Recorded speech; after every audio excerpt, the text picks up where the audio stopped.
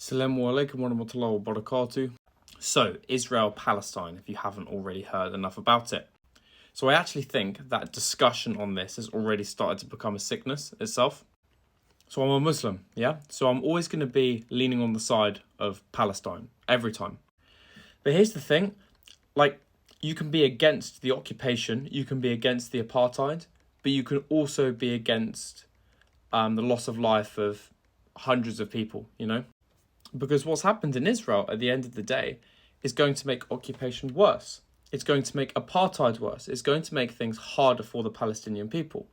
So a conversation about whether it's justified or not is completely futile. And the damage that will now ensue as a result shows that this attack was never really in the best interest of the Palestinian people.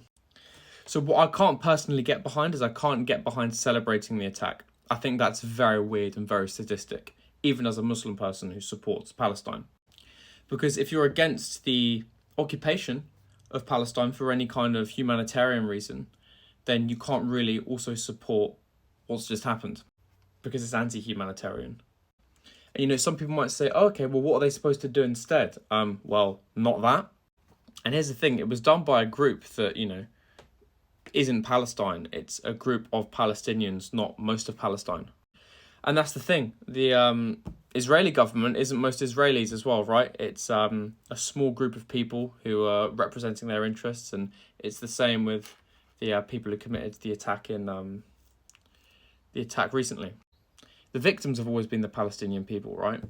But now, and there have always been some victims who are Israeli as well, and they are completely innocent people. It's like nothing to celebrate.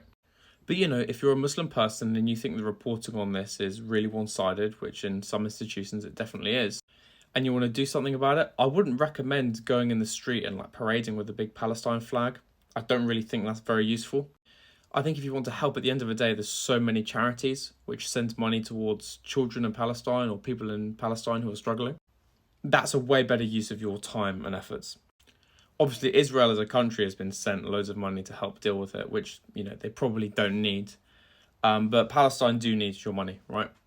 How divisive this issue has gotten really doesn't sit right with me as well. I think it's important to remember that people will always have their opinions based on their life experiences.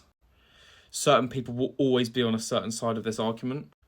And being indoctrinated or being brought up to believe a certain way doesn't make you any less of a human being. And I think it's scary how divisive it is, and it almost makes me think that these things and this conflict has happened deliberately in order to divide people. So try, if you're not directly affected by the conflict, to not let this get in the way of your life.